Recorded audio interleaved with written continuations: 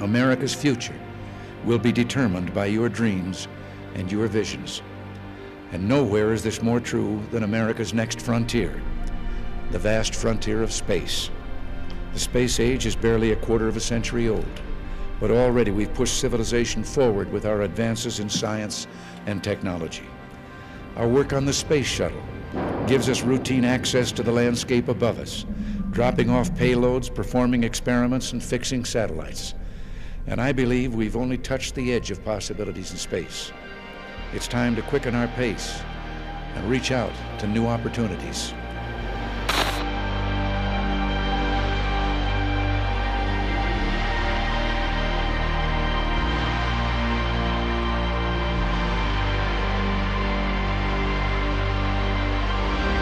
For decades, that next frontier was a benign environment, a place of exploration, of innovation, and a strategic advantage for the few nations who could afford to access it.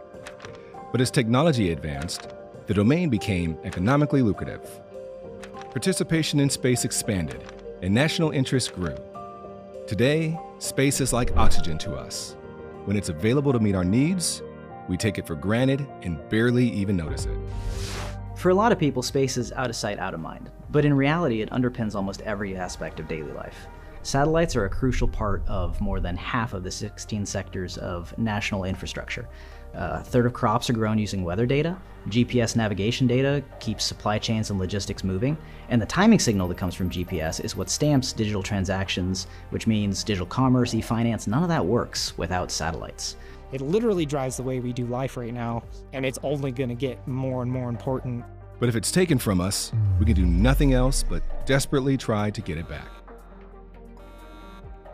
Space is vital to our nation's security and economic prosperity, and we must increase our ability to harness its power and our will and capabilities to defend it. The United States Space Force was created to do just that. And to tame new frontiers. Semper Supra. As our motto says, always above. Operating 24/7 to provide and protect capabilities that are critical to the joint force and the American way of life. In just the last 5 years, the space domain has gotten incredibly congested. When the service stood up, there's about 25,000 objects in space. Now, daily, we track 46,000, and that number is growing all the time. That's almost double, and it's not slowing down. But space is not just congested, it's also contested. I think traditionally, it has been viewed as a collection of space activities.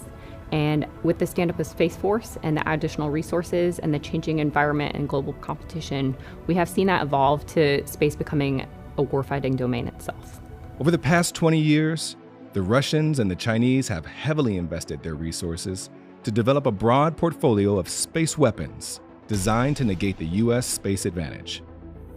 In 2007, China decided to essentially use a kinetic kill vehicle, also known as an anti-satellite weapon, and knock down one of their own weather satellites. The satellite was defunct at the time, but also we know that this is an opportunity for them to prove the capability that they can essentially target satellites in low Earth orbit. And in LEO, essentially low Earth orbit, that's where most of our satellites are operating, especially the ones that the everyday American and everyday user are actually depending on. That event generated over 2,700 pieces of debris, much of which still remain on orbit today and will for decades to come. So just like that, we went from benign, peaceful domain, space as a sanctuary, to contested, competitive domain, space as a warfighting domain. We face a sophisticated array of threats across every orbital regime. More and more we see China, Russia, eventually other countries, we see them put weapons in space to try and hold us at risk. And this includes satellites with robotic arms for dragging potential U.S. assets out of missions, thus destroying our capability. Of crucial concern, China has developed an on-orbit sensor shooter kill web that enables long-range and precise targeting of our forward-deployed forces. Intelligence suggests Russia may intend to put a nuclear weapon into orbit, threatening devastating consequences for the world and for the global economy. A nuclear detonation in space would be catastrophic worldwide for everyone involved. We're talking allies, partners, commercial adversaries. The initial radiation burst would render nearby satellites ineffective and useless. Electromagnetic pulse would have initial and lasting impacts as well, based off of the radiation impacts. Space technology underpins our society in unseen ways and has become an indispensable engine of economic value. Space enables things such as communications, transportation, navigation, agriculture, energy distribution. All these things are enabled by space. Collectively, these space-enabled activities translate to hundreds of billions of dollars for the U.S. and global economies. How does Amazon get packages to your house? How do you have delivery meal services? Actually, even enabling financial transaction. Those same capabilities we enjoy today can be used against us, or they could be unavailable. The modern U.S. military has been designed around assured access to space capabilities. Space is built in and baked into every plan that the Joint Force has. We're a critical component offering the ability to enhance the senses, whether that's seeing, hearing, talking. We're a big part of all of that. And so anytime a joint operation goes out, space is relied to be there. 2, 1. In an age when space is more congested, contested, and critical than ever before, we face new requirements, new expectations, and new threats. We must adapt or risk ceding our strategic advantage to those who intend us harm. Longitude east 035 decimal. Recognizing that new things have to continue to change and develop is a critical piece of what we do. How do we plan for missions? How do we execute missions? And how do we offer additional capabilities in unique ways that we haven't done in the past? The Space Force is responsible for organizing, training, and equipping critical space capabilities. But it's also responsible for conducting warfighting operations as an integrated part of the Joint Force. Red. Wombat, service to 3K. We secure our nation's interest in, from, and to space. That's our mission. This simple phrase, in, from, and to, captures the three core functions we were created to provide. First, space control, the in-space function. When space became a warfighting domain, we needed to treat it like all the other domains, air, land, sea. We need to be able to gain and maintain domain superiority, which for space means two things. One, that we're able to preserve freedom of action for our forces, and two, to deny that freedom of action to our adversaries. And for the Space Force in particular, that means two things. First of all, we need to protect the capabilities that we have in space, the things that provide the enabling services for the Joint Force and for the Combined Force writ large. But secondly, and this is the really new mission, we need to be able to defeat adversary space power that could target our forces on the ground. In particular, we're thinking about the Chinese kill web, this interconnected sensing and targeting network that extends their reach and their precision of strike. If we're not able to defeat that, then we're putting our forces at risk.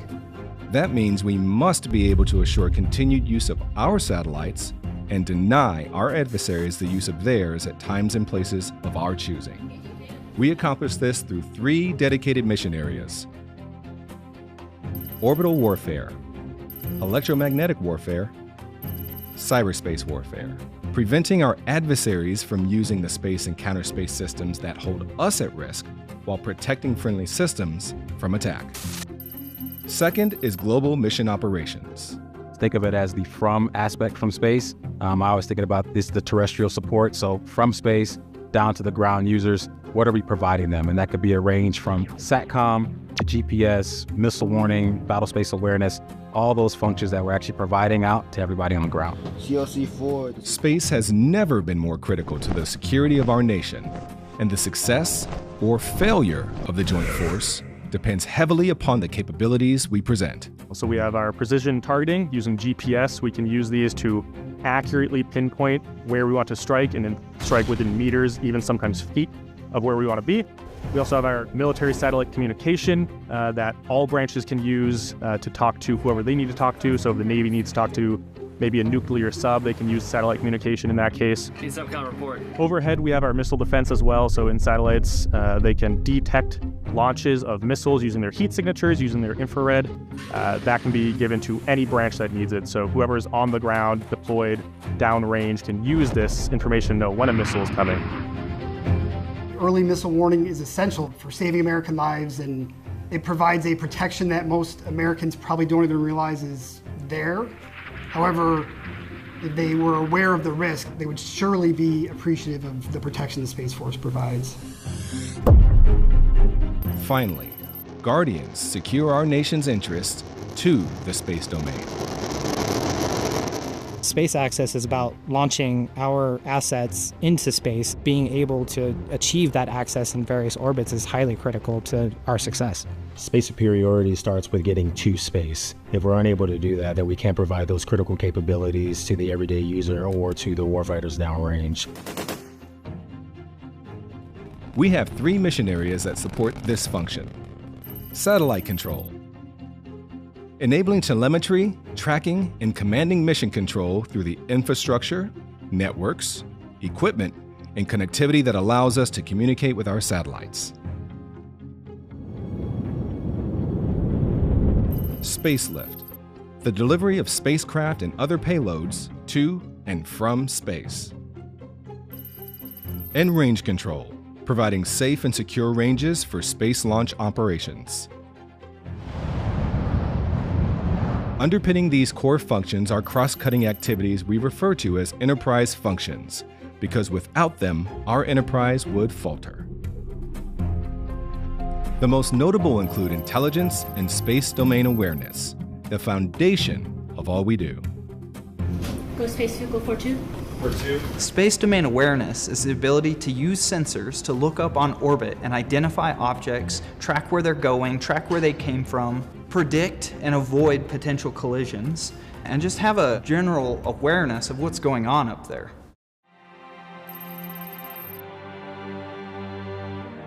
The men and women who execute these functions every day are known as Guardians.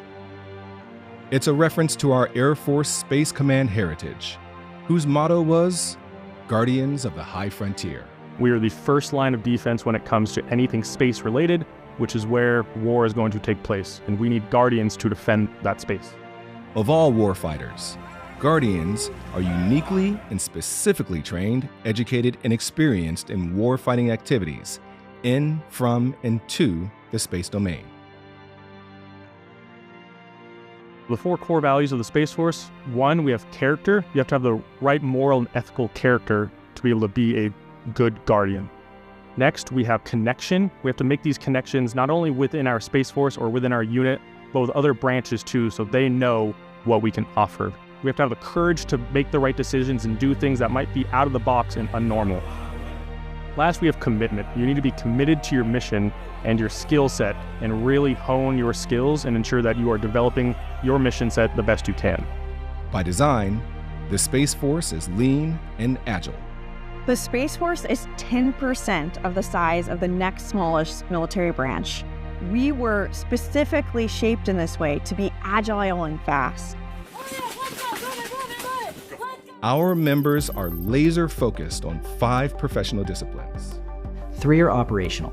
There's space operations, controlling satellites. There's intelligence, which means understanding and making use of data to inform our operations. There's cyberspace operations, which means command and controlling effects through cyberspace, which is how we generally command our satellites. And then there's 2 force modernization disciplines. There's engineering, which is how we design, develop, and deliver capability, and program management, which is acquisition of that capability, working hand in hand with engineering to speed those effects to the warfighter.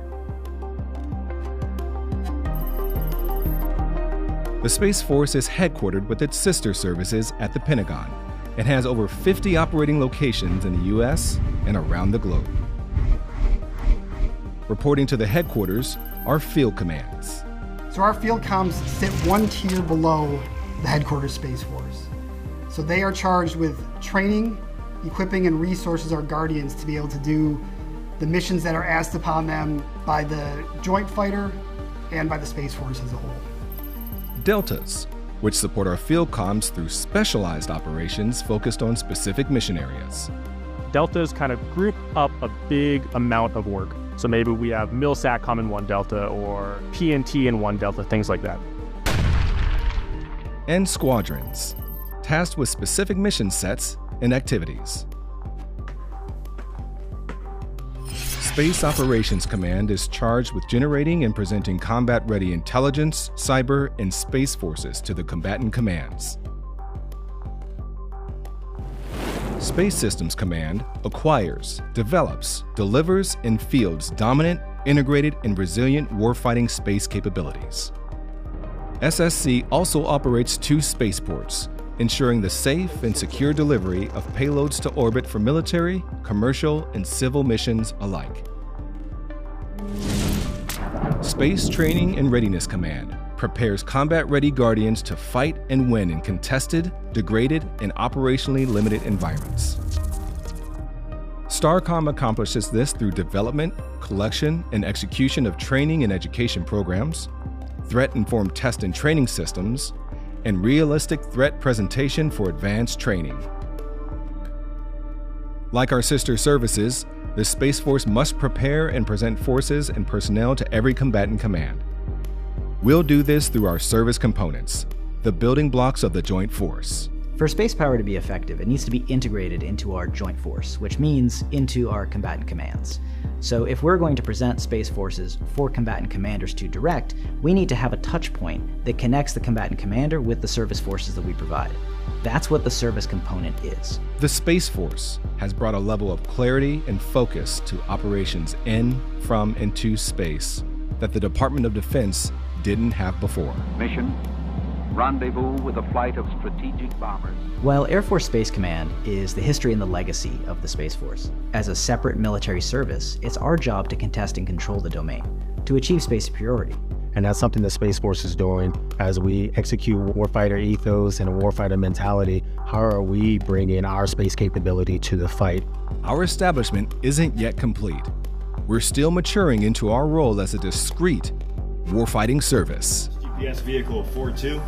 Go space vehicle 42. Despite all we have accomplished, despite our vast array of capabilities, and despite the dedication of our Guardians, the transformation we require is daunting. As the Space Force mission grows, so does the responsibilities of all of us, and we need to grow with them to meet the challenges today as well as the challenges tomorrow. We have to, again, continue executing all of those legacy missions, which we can't stop doing because the Joint Force is relying on those. We've put a lot of the critical foundation in, we put in the groundwork, but the work is going to be ongoing, and it's on Guardians to get us there. We must transform from an organization that takes advantage of a benign domain into a warfighting organization. One that has the equipment, training, and doctrine to contest the domain and provide critical effects in the face of a determined adversary. This critical transformation requires new resourcing levels.